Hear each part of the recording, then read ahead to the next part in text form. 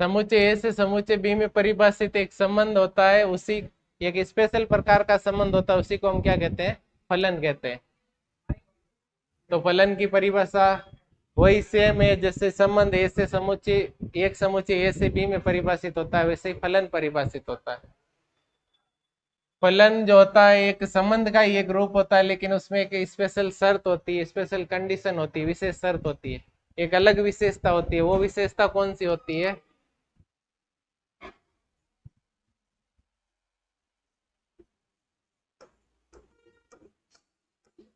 समुच्चय ए के प्रत्येक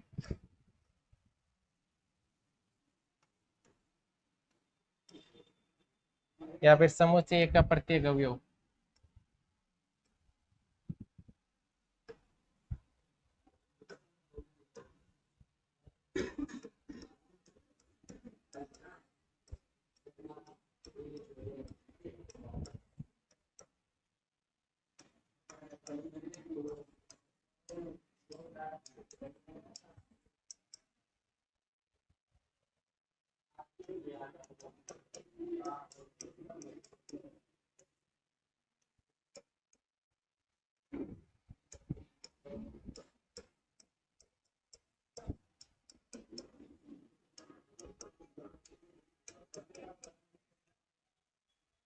समुच्चय ए के प्रत्येक अवयव का मतलब समुच्चय ए का कोई भी अवयव छूटना नहीं चाहिए। समुच्चय बी के अद्वितीय अवयव से संबंध होता है। अद्वितीय का मतलब एक ही अवयव से होगा। इसके प्रत्येक अवयव का इसके किसी न किसी एक ही अवयव से संबंध होगा। जैसे मैं ले रहा हूं एक रिलेशन आर, समुच्चय ए है, ये समुच्चय बी है, यहां लिख दिया 1 2 3।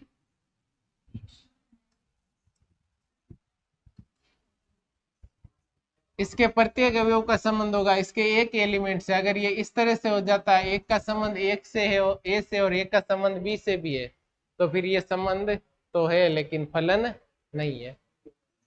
इसमें से कोई छूटेगा भी नहीं। ये इसका इस तरह से संबंध होगा, इसका इस तरह से।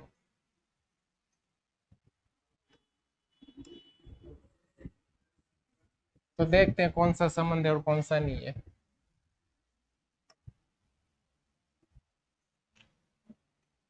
सबसे पहले लिखेंगे हम F1।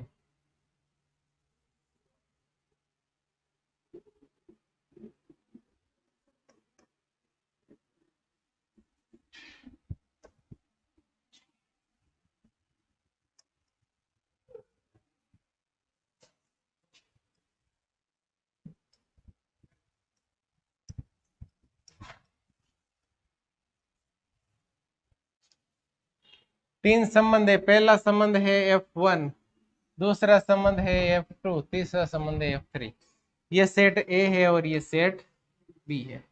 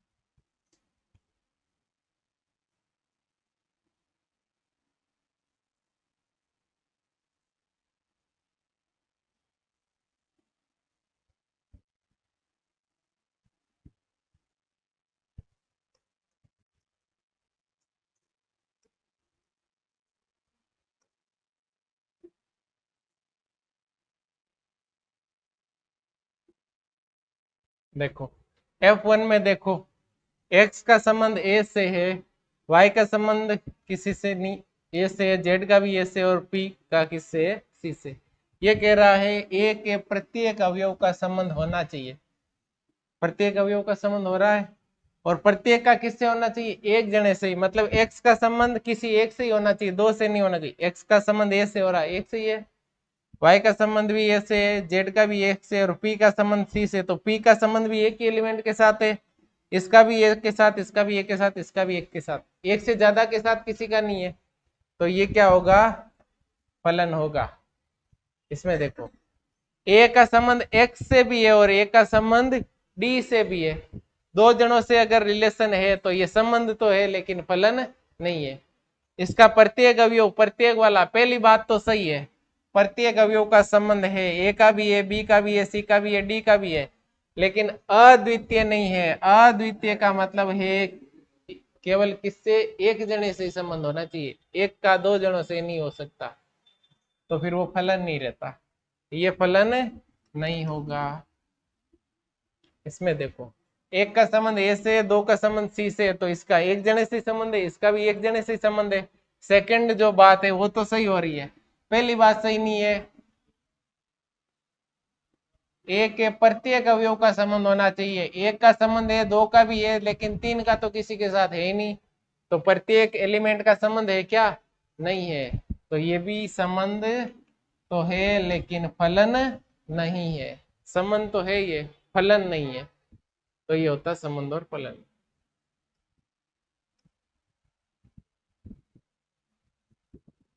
तो आप लिखोगे F1 फलन है, F2 फलन नहीं है और F3 फलन नहीं है। फलन होने के लिए क्या होना चाहिए, इसका प्रत्येक एलिमेंट आना चाहिए, समुच्चय ए का कोई भी अवयव छूटना नहीं चाहिए, और समुच्चय ए के प्रत्येक अवयव का समुच्चय बी में एक ही प्रतिबिंब होना चाहिए। लिख लो। ऐसे हो सकता है दो जनों का एक के साथ संबंध हो सकता है, तीन जनों का एक के साथ हो सकता है, लेकिन एक जने का दो के साथ नहीं हो सकता। प्रत्येक एलिमेंट का केवल एक जने से ही होना चाहिए। अद्वितीय का मतलब होता है एक एलिमेंट है तो उसका प्रतिबिंब भी एक होना चाहिए, एक जने के साथ ही संबंध होना चाहिए, एक का एक के साथ।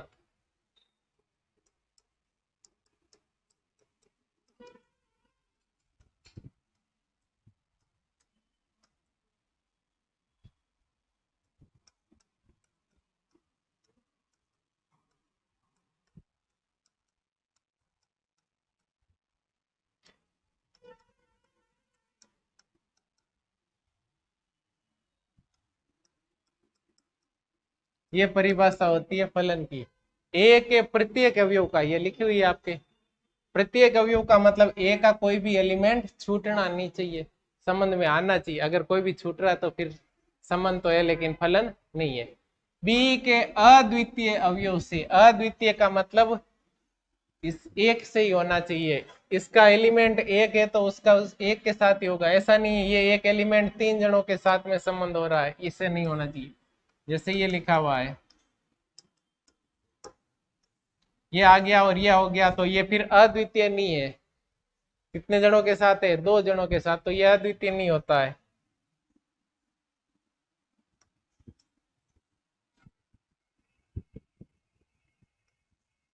तो अद्वितीय और प्रत्येक का मतलब आपको समझ में आना चाहिए। आ गया, ये दो ही बातें हैं, ए के प्रत्येक अवयव का बी के अद्वितीय अवयव से संबंध होना चाहिए।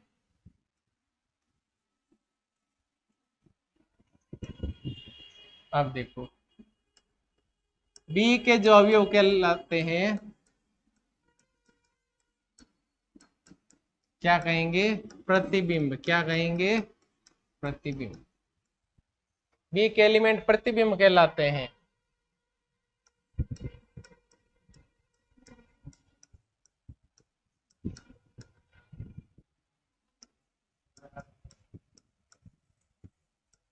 और ए के जो अवयव होते हैं उनको कहते हैं पूर्व प्रतिबिंब।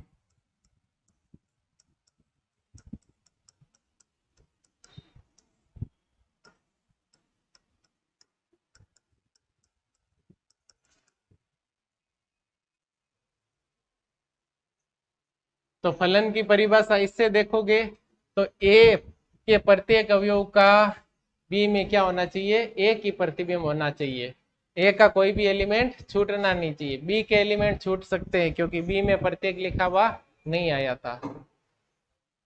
तो बी के जो एलिमेंट होते हैं वो प्रतिबिंब कहलाते हैं और ए के जो अवयव होते हैं वो पूर्व प्रतिबिंब कहलाते हैं। ये आपको लिखना है।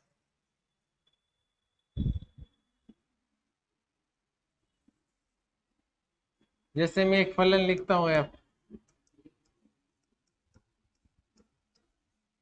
समुच्चय ए दिया हुआ आपको,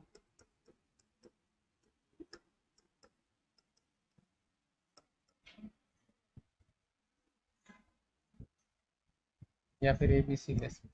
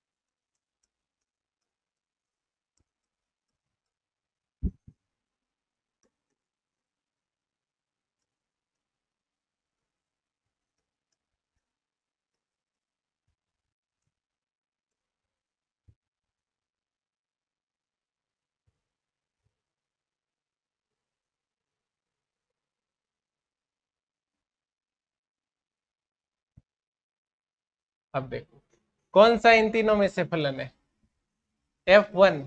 एक का संबंध ए के साथ और एक का संबंध बी के भी साथ है। अद्वितीय संबंध है क्या? नहीं है। फलन के लिए हमें दो बातें याद रखनी है। ए का प्रत्येक एलिमेंट आना चाहिए, मतलब ए का कोई भी अवयव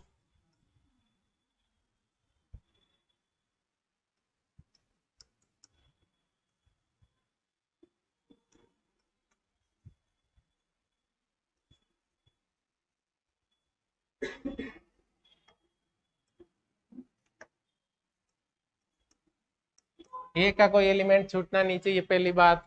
दूसरी बात, ए के प्रत्येक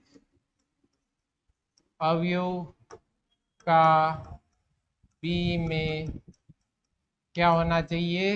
एक ही प्रतिबिंब। ऐसे भी लिख सकते हैं, एक जने का एक ही प्रतिबिंब होना चाहिए। एक जने का दो प्रतिबिंब होगा, दो से संबंध होगा तो फिर ये जो पहला एलिमेंट है वो क्या होगा? रिपीट होगा। एक का संबंध एक से भी और एक का संबंध बी से भी है, तो एक रिपीट हो रहा है ना, जिसमें रिपीट होता है वो फलन नहीं होता। संबंध तो है, एक का ए से, एक का बी से, दो का सी से, तीन का डी से। इससे बाहर जा रहे हैं क्या? ए बी सी डी इसमें से आएंगे और एक दो तीन इसमें से आएंगे। संबंध तो है, फलन नहीं है। क्यों नहीं है? क्योंकि जो एलिमेंट 1 है उसका संबंध अद्वितीय नहीं है। पहली बात तो हमें लिखना प्रत्येक, किसका? ए का प्रत्येक एलिमेंट आ जाना चाहिए और बी के अद्वितीय अवयव से संबंध होना चाहिए। मतलब ए का एक एलिमेंट है तो बी के एक एलिमेंट से ही संबंध होना चाहिए। ए का एक एलिमेंट बी के एक से ज्यादा अवयवों से संबंध नहीं रख सकता। एक का ए से और एक का बी से है संबंध है, लेकिन फलन नहीं है। ये फलन नहीं है। एक का संबंध बी से है, दो का संबंध सी से है और तीन का संबंध ए से। पहले समुच्चय ए का कोई भी एलिमेंट छूटा क्या? 1 2 3 तीनों ही आ गए, ठीक है। पहले का कोई भी एलिमेंट रिपीट हुआ क्या? तो कोई छूटना भी नहीं चाहिए और कोई रिपीट भी नहीं होना चाहिए, तो वो क्या होता है? फलन। ये फलन है। ए का प्रत्येक अवयव बी में एक ही प्रतिबिंब रखता हो, मतलब ए का कोई भी एलिमेंट रिपीट नहीं होगा तो प्रतिबिंब एक ही होगा ना। रिपीट हो रहा है इसका मतलब प्रतिबिंब दो है, क्योंकि एक का प्रतिबिंब ए भी है और एक का प्रतिबिंब बी भी है। ये ए किसका प्रतिबिंब है? इस एक का। ये बी भी किसका प्रतिबिंब है? एक का, है ना। प्रतिबिंब का मतलब आईने के सामने अगर एक ही व्यक्ति खड़ा है तो अंदर दो दिख रहे हैं, तो फिर वो फलन नहीं होगा। एक सामने खड़ा है तो एक ही दिखना चाहिए। दो तीन चार पांच जने सामने खड़े हैं, उनका एक ही प्रतिबिंब दिखे तो भी वो फलन है, क्योंकि वो अद्वितीय है, रिपीट नहीं हो रहा। इसमें देखो 1 का भी संबंध ए से है, 2 का भी संबंध ए से है और 3 का भी संबंध ए से है। इसमें से कोई एलिमेंट छूटा क्या? नहीं छूटा। किसी के भी दो प्रतिबिंब बने क्या? इस वन का एक ही प्रतिबिंब बना ए, दो का भी एक ही प्रतिबिंब बना ए, तीन का भी एक ही प्रतिबिंब बना ए। दो इमेज बनी क्या किसी की? दो इमेज किसमें बन रही है? इसमें एक जने की दो इमेज है। ये कह रहा है एक की इमेज ए भी है और एक की इमेज बी भी है, तो एक जने की दो इमेज नहीं हो सकती, दो प्रतिबिंब नहीं हो सकते। तो ये मतलब होता है उस परिभाषा का।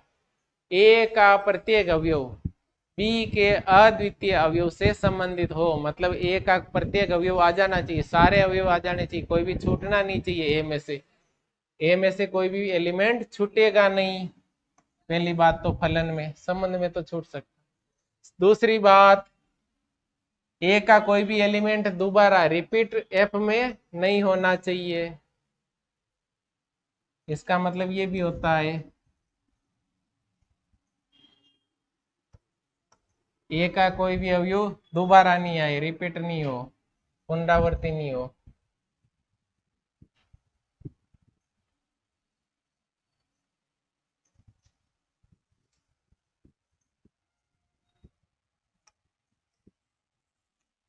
तो इसको ऐसे भी लिख सकते हैं,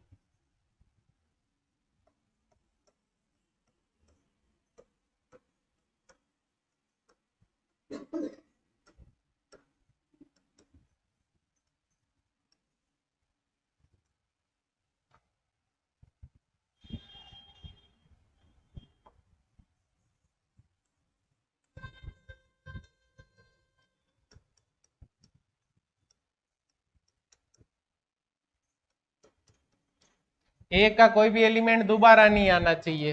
दोबारा आ रहा है इसका मतलब एक जने की कितनी इमेज बन रही है? दो। वन की ए भी है इमेज, वन की टू बी भी है, तो ये नहीं चलेगा। ये होते हैं फलन।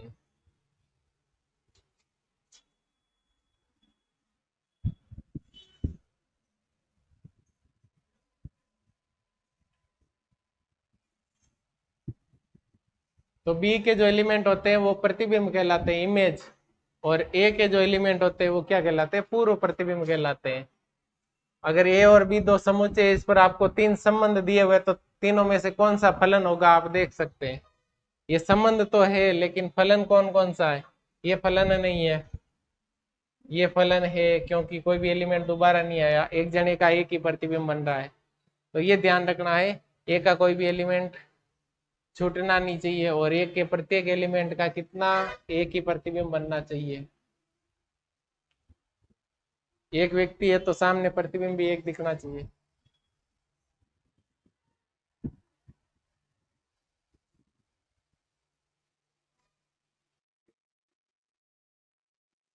अब देखो फलनों के प्रकार।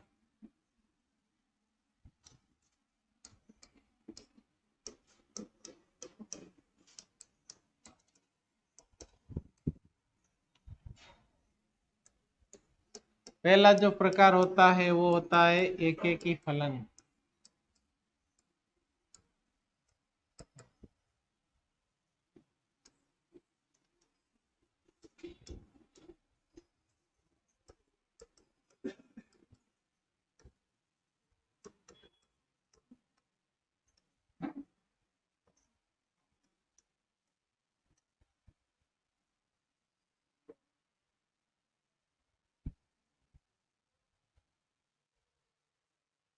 ये पहला फलन है F1, ये दूसरा फलन है। परिभाषा देखो पहले।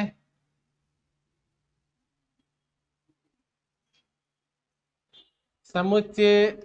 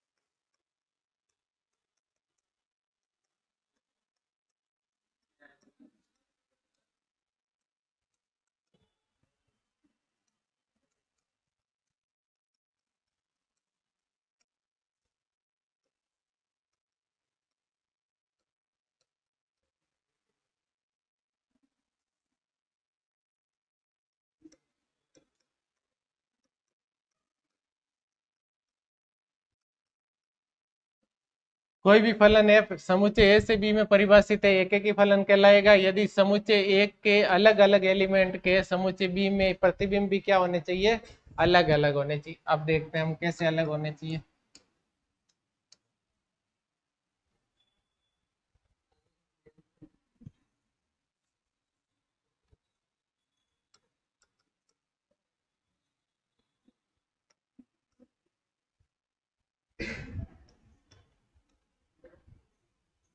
इसमें देखते हैं, फलन तो होना चाहिए अलग अलग, इसका संबंध इससे, इसका संबंध इससे।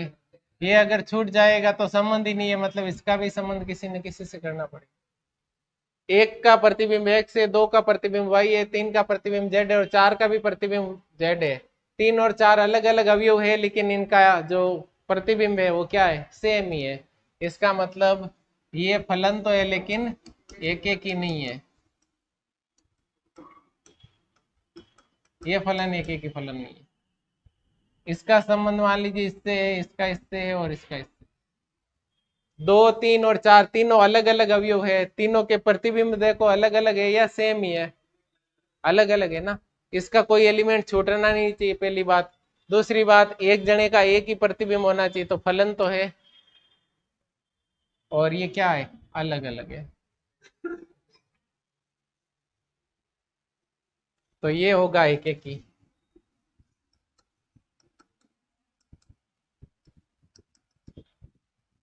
एक एक ही फलन की ये परिभाषा होती है। दूसरी बात, इसकी एक और विशेषता है, यदि आप f(x1) बराबर f(x2) लिखते हैं, इसका मतलब जो रिजल्ट आता है वो क्या आना चाहिए, x1 बराबर x2 आना है। fx1 बराबर fx2 रखने पर x1 बराबर x2 आ जाता, तो वो फलन कहलाता है एक एक ही फलन। ये लिख लो एक एक ही फलन की परिभाषा।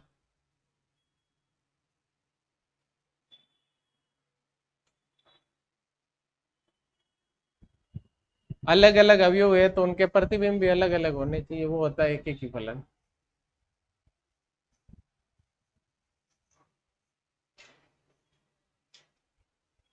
देखो अब आपके सामने उदाहरण है, कौन सा एक एक ही और कौन सा नहीं है, देखना है।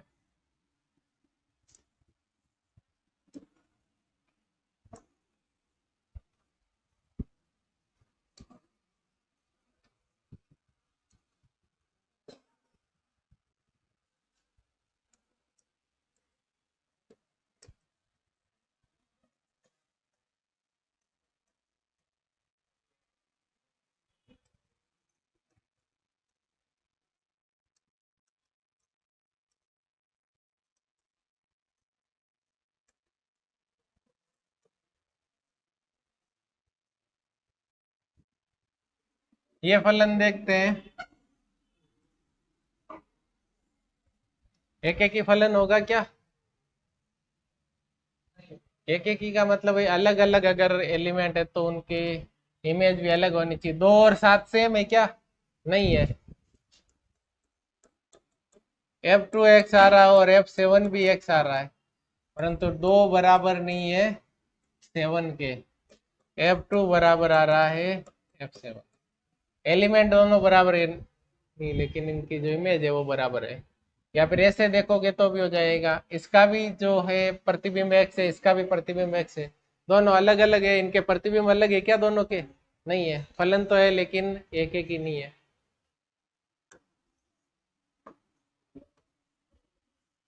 ये फलन एक एक ही होगा, एक जने का एक ही प्रतिबिंब है, उसमें वो छूट रहा है तो कोई बात नहीं।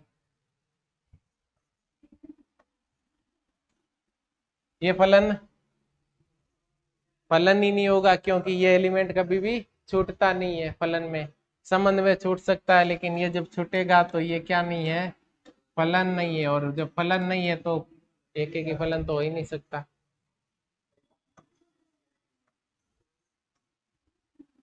ये फलन है क्योंकि कोई भी छूट नहीं रहा है, एक जने की एक ही इमेज आ रही है, एक्स की इमेज दो आ रही है। आठवां उदाहरण है, आपको एक फलन दिया हुआ है एफ एक्स बराबर 2x। एफ फलन दिया हुआ है n से n, n से n का मतलब प्रांत जो होगा वो भी प्राकृत संख्या होगी और ये होगा सहप्रांत। हमें पता है फलन में क्या होता है, इसका कोई भी एलिमेंट छूटना नहीं चाहिए, नहीं छूटेगा तो ये पूरा का पूरा समुच्चय आएगा, इसलिए प्रांत क्या होगा, ये खुद ही होगा। सप्रांत ये होगा और परिसर इसी में से कोई आएगा। अब ये दिया हुआ फलन हमें देखना एक एक ही है या नहीं है, एक एक ही है या नहीं है, इसकी जांच के लिए हम क्या रखते हैं, f(x1) बराबर f(x2), आपको ये मानना है x1 बराबर x2 आता है या नहीं आता। fx का मतलब 2x है तो fx1 का मतलब होगा 2x1, fx2 का मतलब होगा 2x2, क्योंकि fx f की परिभाषा है, जो भी आप यहाँ पे रखोगे वो किससे गुणा होके आएगा, 2 से, इसका जो मान होगा वो 2 से गुणा होगा x का, तो x1 रखोगे तो 2 से गुणा कर लो, इसको भी 2 से पक्षांतरण करोगे 2 का तो उधर भाग जाएगा, इसका पक्षांतरण करोगे इधर भाग जाएगा, तो क्या होगा x1 बराबर x2। तो जब fx1 बराबर fx2 ले रहे हैं तो x1 बराबर x2 आ रहा है, इसका मतलब f क्या है, एक एक ही फलन है।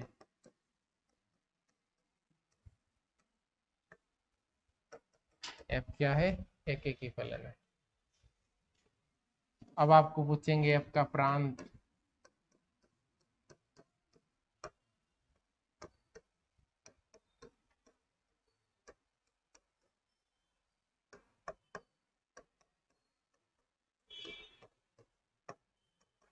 f का प्रांत, प्रांत आप कौन सा होता है, x का मान, तो x के सारे मान इसमें से आते हैं, और हमें पता है कि फलन में कोई भी एलिमेंट छूटेगा नहीं, इसका इस समुच्चय का कोई भी एलिमेंट छूटता नहीं है। क्यों नहीं छूटता है, क्योंकि परिभाषा में लिखा हुआ है इसके प्रत्येक अवयव का इसके किसी न किसी अवयव से क्या होना चाहिए, संबंध होना चाहिए। प्रत्येक आ गया तो कोई छूटा क्या पीछे, नहीं छूटा। सप्रांत कौन सा होता है, यही होता है। और परिसर, परिसर y का मान आएगा, fx का मान आएगा, x का मान रखोगे 1 तो यहाँ आएगा 2, 2 रखोगे 4 आएगा, 3 रखोगे 6 आएगा। n का मतलब प्राकृत संख्या होती है, n का मान होता है 1 2 3, इस तरह से ये एक समुच्चय है प्राकृत संख्याओं। तो परिसर में क्या क्या आएगा, 2 आएगा, 4 आएगा, 6 आएगा, 8 आएगा, इस तरह ये होगा परिसर। ये पूछा हुआ नहीं है, जनरली पूछ लेते तो आपको ऐसे लिखना। तो ये फलन एक एक ही फलन होगा, क्यों होगा, क्योंकि fx1 बराबर fx2 रखने पर x1 बराबर x2 आ जाता है, ये फलन होगा एक एक ही फलन। एक एक की परिभाषा में हमने लिखा था fx1 बराबर fx2 रखने पर लास्ट में x1 बराबर x2 प्राप्त होता है, तो वो कैसा फलन है, एक एक ही फलन है, या फिर एक जने का एक जने से अवयव अलग अलग है तो प्रतिबिंब भी अलग अलग होने चाहिए, और प्रतिबिंब सेम है इसका मतलब अवयव भी क्या क्या होने चाहिए, सेम होने चाहिए। अगला देखते हैं बहु एक की फलन। बहु एक की फलन वो होता है जो एक एक ही नहीं होता, जो एक एक ही नहीं है उसको क्या कहते हैं, बहु एक की फलन। इसकी परिभाषा, मान लीजिए कोई फलन f है, a से b में परिभाषित है,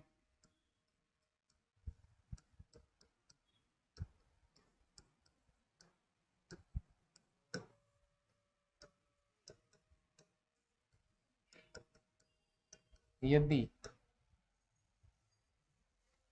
a के अलग अलग, a के अलग अलग एलिमेंट ले रहे हैं,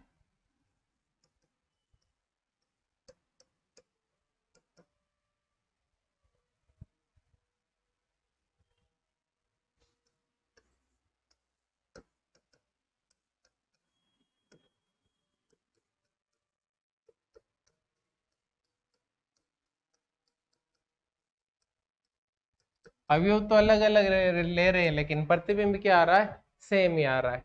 जैसे फलन लेते हैं हम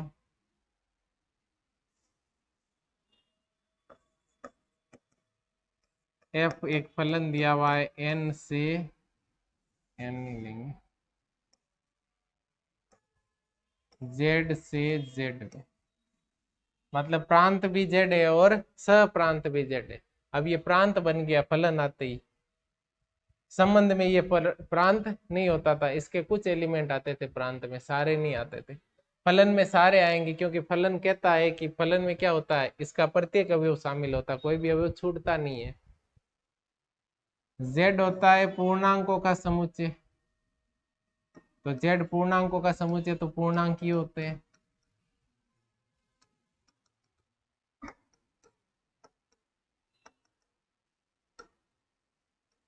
और इस तरह से बहुत सारे हो सकते हैं, ये पूर्णांकों का समुच्चय। हमें देखना है, एक आपने ले लिया फलन एफ एक्स बराबर एक्स,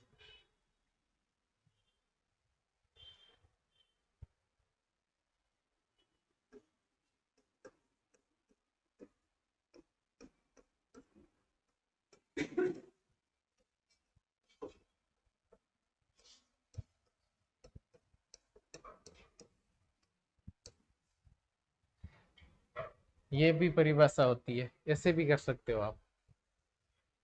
एक फलन ए से बी में बहुएकी फलन कहलाता है यदि ए के एलिमेंट अलग अलग ले रहे हैं लेकिन उनके वापस प्रतिबिंब क्या आ रहे हैं, सेम ही आ रहे हैं। या फिर आप x1 और x2 ये दोनों अलग अलग है, अलग ही है ना, बराबर नहीं है, लेकिन उनके प्रतिबिंब क्या आ रहे हैं, बराबर आ जाते हैं, तो वो क्या कहलाता है, बहुएकी फलन कहलाता है। एक एक ही में क्या होता है, आप इनको जब बराबर करते हो तो ये भी वापस क्या आने चाहिए, बराबर आने चाहिए। बहुएकी में उल्टा होता है, दोनों बराबर नहीं लेने पे भी इनकी इमेज सेम आ जाती है। एफ एक्स बराबर एक्स स्क्वायर एक फलन दिया हुआ है, आपको दो एलिमेंट मानने हैं। x1 आपने मान लिया -2 मान लीजिए, x2 बराबर मान लिया 2। ये -2 और 2 किस में से मानोगे, इस समुच्चय ए में से। और यहाँ पर समुच्चय ए कौन सा है, ये पूर्णांकों का समुच्चय z। एफ x1 निकालो, एफ x1 का मतलब x1 का स्क्वायर। x1 कौन है, -2, स्क्वायर करो 4। एफ x2 निकालो, x2 का स्क्वायर, x2 है 2, 2 का स्क्वायर 4। क्या जो आपने x1 और x2 लिए थे दोनों बराबर है,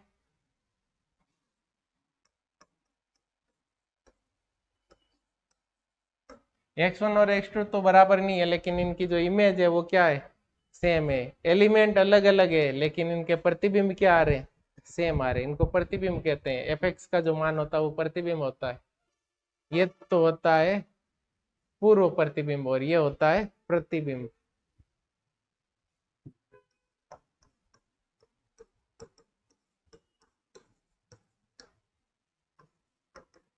अतः ये जो फलन f है वो क्या है, बहुएकी। एक एक ही नहीं है ना, तो ये क्या कहलाता है, बहुएकी फलन। ये उदाहरण है, जो भी एक एक ही नहीं थे वो क्या थे, बहुएकी होंगे। जो आपने डायग्राम बनाए थे उनमें एक एक ही नहीं थे, वो सारे बहुएकी होंगे। दो जनों का सेम ही प्रतिबिंब बन रहा है, इस तरह का जो प्रतिबिंब होता है।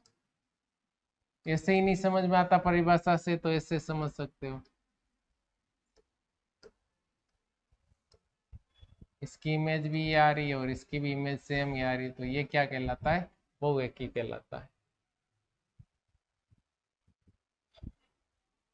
प्रतिबिंब सेम आ रहा है, दोनों अलग अलग है एलिमेंट।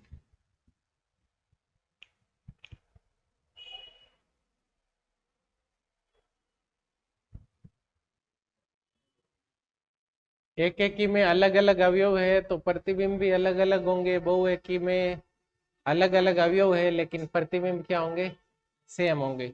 एफ एक्स बराबर एक्स स्क्वायर, तो -2 का स्क्वायर करो चाहे 2 का स्क्वायर करो 4 आएगा। तो अलग अलग है ना दोनों एलिमेंट तो, लेकिन इनका वर्ग क्या आ रहा है, सेम आ रहा है। एक का वर्ग करो चाहे -1 का वर्ग करो, एक ही आएगा। तो -1 का भी प्रतिबिंब 1 होगा और 1 का भी प्रतिबिंब 1 होगा। दोनों एलिमेंट तो अलग अलग है लेकिन इनके प्रतिबिंब क्या आएंगे, सेम आएंगे। y का जो मान एफ एक्स का मान सेम आएगा, f -1 का भी मान 1 आएगा, f1 का भी मान 1 आएगा, f -3 का मान 9 आएगा, f3 का भी मान 9 आएगा। तो ये जो होता है वो बहुएकी फलन होता है।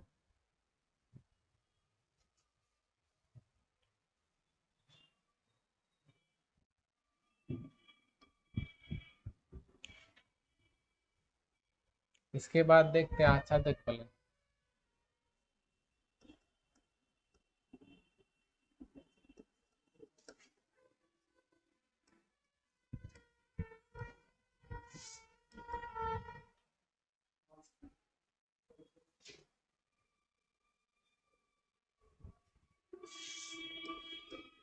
कोई भी फलन f समुच्चय a से b में परिभाषित है तो f एक आच्छादक फलन कहलाता है।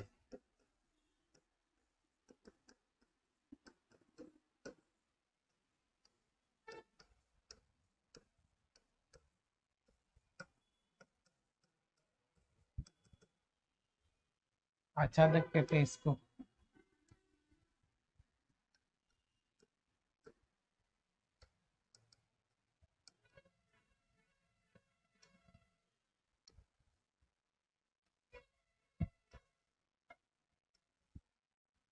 यह आच्छादक होता है, इसका कोई भी एलिमेंट छूटना नहीं चाहिए। इसका तो कभी भी नहीं छूटता है, इसका छूटे तो वो फलन ही नहीं होता है, लेकिन इसका भी कोई एलिमेंट नहीं छूटना चाहिए। मतलब इसका प्रत्येक अवयव इसके किसी न किसी अवयव का क्या होना चाहिए, प्रतिबिंब होना चाहिए, या फिर इसके प्रत्येक अवयव का पूर्व प्रतिबिंब इसमें होना चाहिए।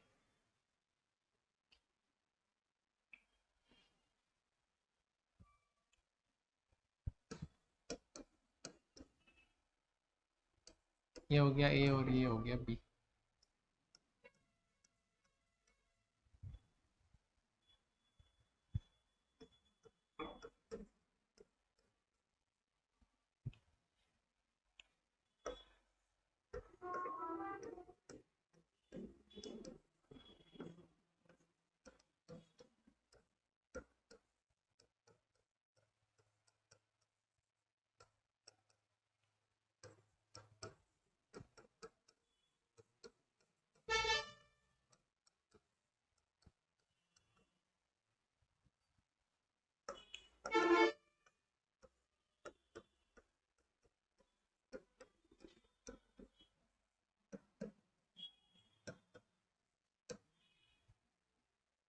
इस समुच्चय बी का प्रत्येक अवयव उसका संबंध ए के किसी न किसी अवयव से होना ही चाहिए। इसका मतलब आप ये भी लिख सकते हैं, बी का कोई भी अवयव छूटना नहीं चाहिए, वो होता आच्छादक।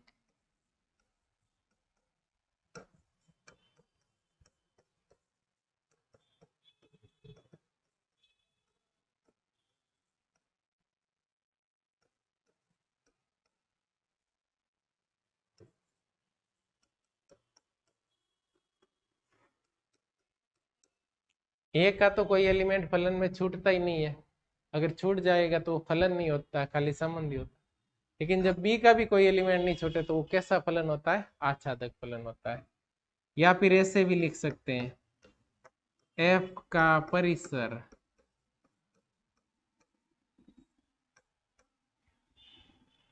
ये बी क्या है, क्या है, सप्रांत।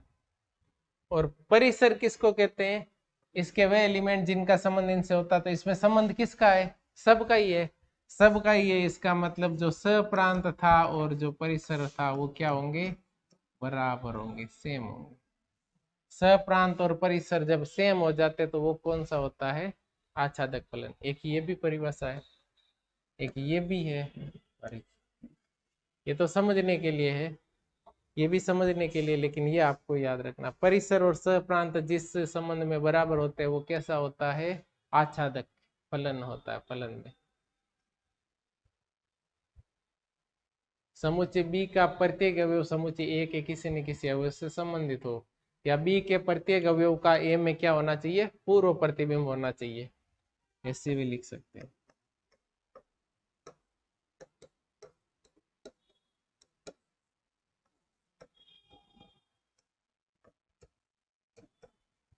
ये तो क्या होंगे, बी के अवयव तो क्या कहलाते हैं, प्रतिबिंब कहलाते हैं, तो इनका वापस क्या होना चाहिए, पूर्व प्रतिबिंब होना चाहिए।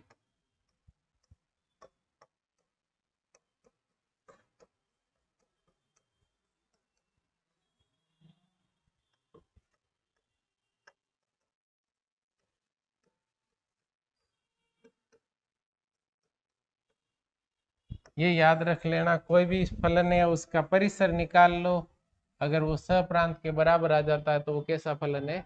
आच्छादक फलन है।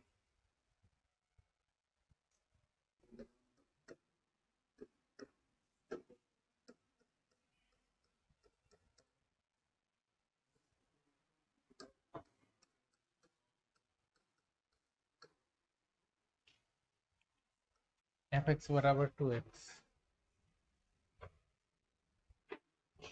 एन से एन में, तो एन का मतलब क्या होगा? प्राकृत संख्याओं का समुच्चय।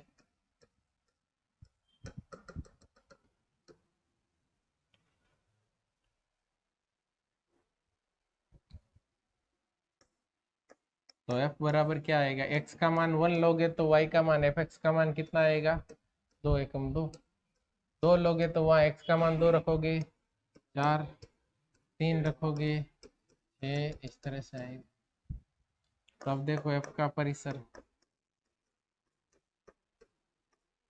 f के परिसर में क्या आएगा? 2 आएगा, 4 आएगा, 6 आएगा। परिसर कौन सा? यही तो होता सेकेंड वन। क्या ये सप्रांत के बराबर है?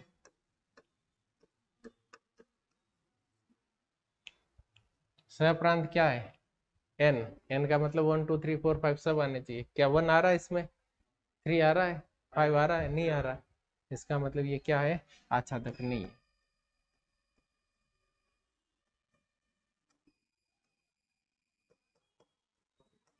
और जो आच्छादक नहीं होता है वो कैसा फलन होता है? अंतःसेपी फलन होता है। अंतःसेपी बोलते हैं।